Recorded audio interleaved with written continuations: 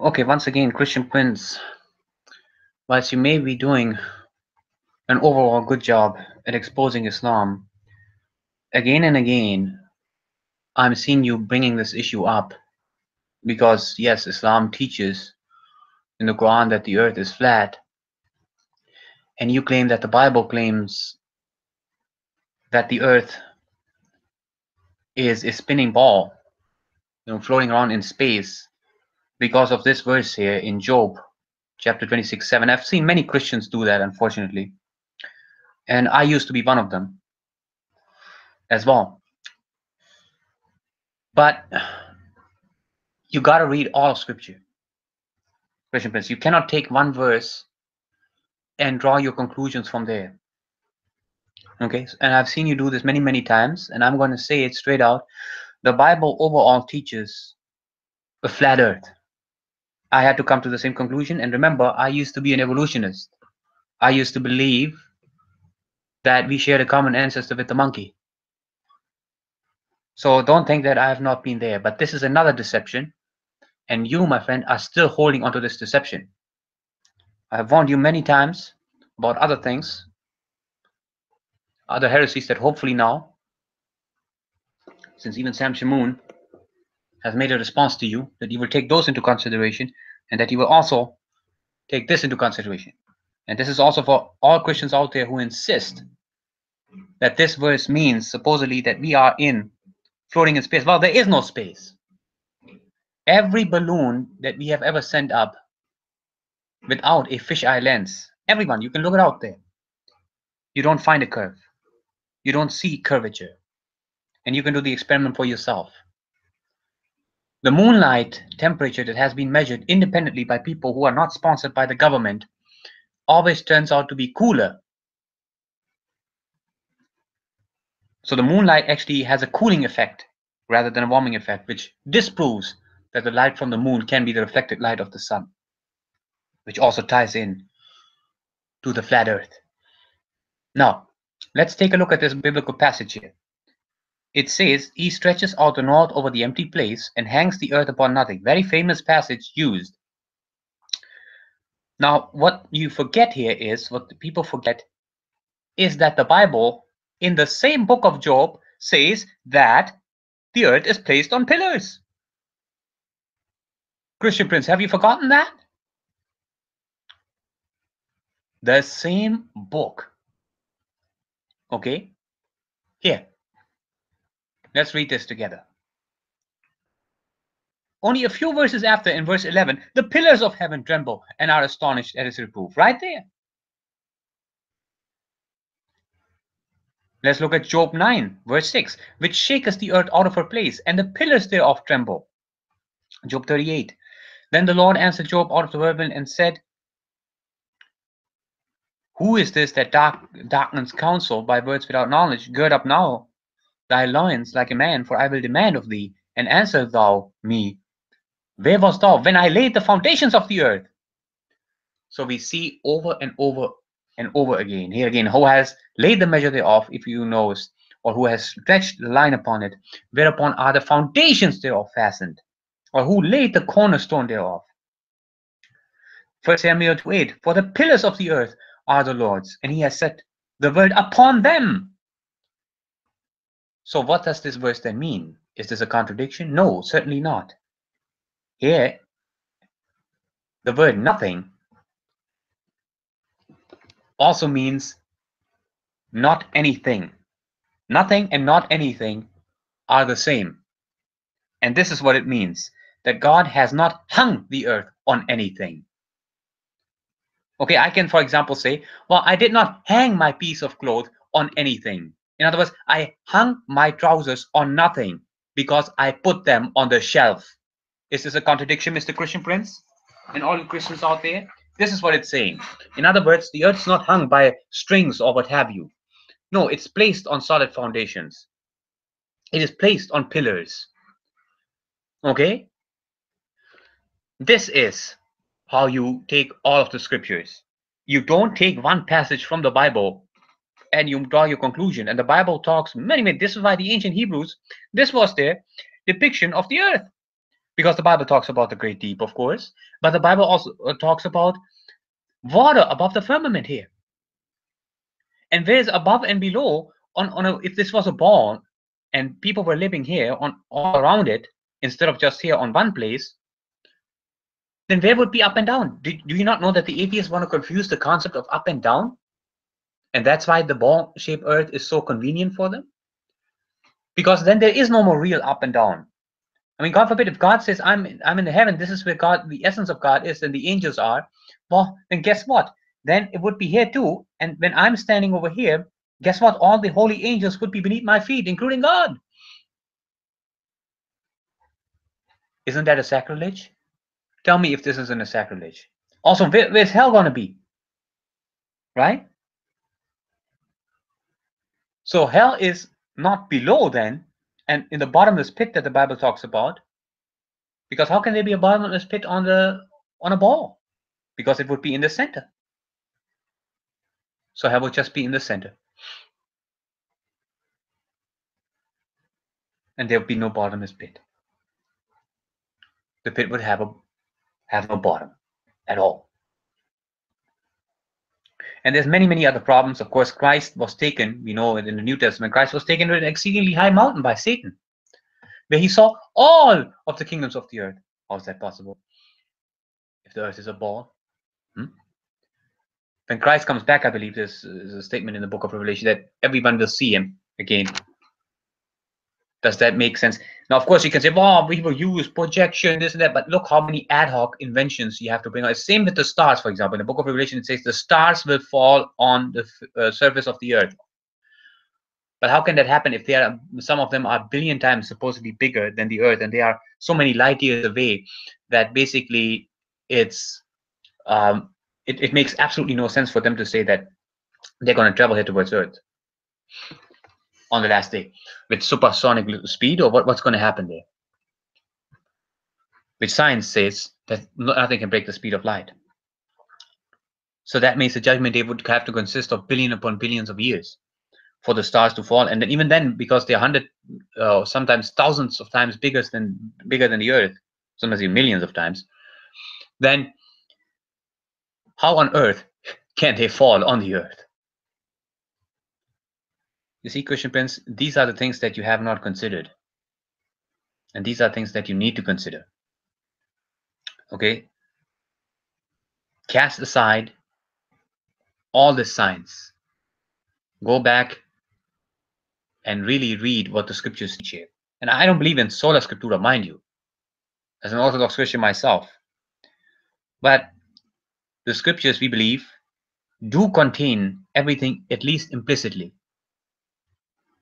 And here we have many solid explicit scriptures, not just implicit but explicit, that teach that it's the sun and the moon that revolve around us, the earth, and not the other way around, like quote-unquote science teaches. It's the same thing with evolution. The spherical earth model and evolution go hand in hand. You can't really separate them because they both take away from God. Now you may ask why. Well, I've already given you some of the points. Another point would be a spherical earth can easily be explained by the law of gravity. Right? Like if you blow into a balloon, you don't have to design anything really. It just becomes round, right? Because air expands in all directions equally. So when you blow inside a balloon, right, when you blow up a balloon, you don't have to use your hands to make it kind of round. It automatically becomes round, right? Unless there's some, if you have, the same material, right, it will become round. This is just how it is. So this is a simple law that can explain the roundness. So it makes things very easy, and it makes it easier for the atheist to see. This is why we can have random fluctuations, and once a certain material is created or comes about naturally, the pressure just goes in all directions and things become round. That's it. There's no intelligent design necessary. You see, Christian Prince, this is what you and most Christians probably haven't thought about, huh? So what you haven't thought about, but you need to think about it this way. I'm making this video especially for you, so you get this and you stop promoting this. Now, I understand the Muslims also believe or used to believe, at least. Nowadays, by the way, they don't, right? Most of Muslims don't. But yes, their books teach a flat earth. Now that aspect is correct. See, just because the Quran teaches something doesn't always mean that it's wrong. There are many things in the Quran that are correct. They're just perverted. Right? Now, let me tell you right now, although the Quran teaches a flat earth, the Quran also teaches that the sun, right, sets in a muddy spring of water. Well, that's not how it is, though. That's not what we believe. We who believe in the flat earth do not believe that the sun ever sets, because the sun is always circling above the earth like a spotlight. All right? And I'm going to show you that in a moment so you understand.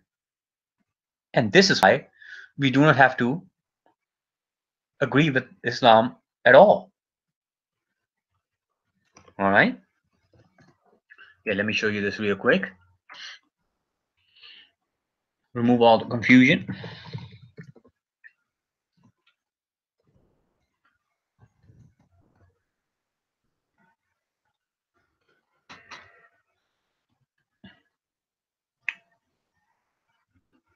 Okay.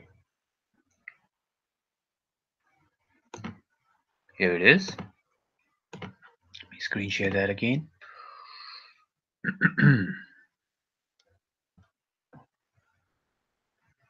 All right, as you can see, this is the sun. And as you can see, the sun keeps circling above the earth, and that has the effect of the different continents and nations being lighted up, or regions being lighted up, bit by bit, until the sun returns to its original point. You see this here? And this is the shadow. See, now you can't see the sun anymore. Right? So let's say I'm located over here. Right? Now it's daytime over here. As the sun moves on, oh, now it's becoming, I'm over here. I can still see the sun somewhat. Now you may ask, well, why can't I see the sun while it's over here? Well, have you ever tried to take a ball, right? Or ask your friend to pick up a ball and then move away from you at a distance, a tennis ball. Just take a tennis ball in the open field and ask your friend to move away from you. You see it become smaller until it completely vanishes and you'll no longer be able to see him. You will still be able to see your friend, but you'll not be able to see his hand, and you'll not be able to see the ball in his hand anymore. It has disappeared. It is no longer picked up. This is the optical effect. So yes, if you had a powerful enough telescope, you could bring the sun. In fact, we've done this with ships. We used to think that, or people used to be deceived by the elites. Oh, the ship, it sinks behind a curve. No, because if you use now a zoom camera, the P90, I believe it's called. Now people are buying those cameras like crazy because they want to find the truth. They can zoom the whole ship back into sight. So all these gangsters, I have to now call them gangsters because this is the mafia. These guys like Galileo and those people, those whom we used to praise, they are no good. Christian Prince. They are also our enemies. See, we cannot go from one extreme to another. We can't say, oh, well, because we hate Islam so much, therefore, all of a sudden, we have to agree with Galileo. No. This is the devil's trick. This is all deception. The heliocentric model was designed not just for sun worship, but also to get people away from us being at the center of the universe and God creating us in his image and we being special and there being meaning to life. This is all done away with. Right? So back to the issue with the stars falling on the earth, like I said, they cannot fall on the earth according to the book of Revelation. That would not take place. Okay? Unless, of course, you can say, oh, well, maybe God will make them small and fall. But then again, you have to add on ad hoc explanation that defies Occam's razor. You always go by the simplest explanation. Otherwise, God can do anything, but then it's not systematic anymore, right? So that's just like saying, oh, well, I mean, God could have created a cube form of earth, a cube shape of the earth, or God could have, not died on a cross and done something else to save us. I mean, we can go back and forth with this all we want, right? But we have to stick with the simplest explanation that follows, and that is, if God says the stars fall on the earth, it stands to reason that the stars are right here, okay? Not out there, some here billions of miles, but a few hundred kilometers perhaps, circling above the Earth, much smaller than the Sun, the Moon and the Sun being about the same size, each giving off their own unique light, which can be tested by a laser thermometer. Go out and check it yourself. In the moon, when you have a full moon, right, put a glass of water, take 2 glasses of water with equal temperature, start off with equal temperature, measure the temperature very carefully. You don't even need a laser thermometer, by the way. You can just use a thermometer, measure the water that's equal. Let's say it's like 80 Fahrenheit. Make sure they're both the same.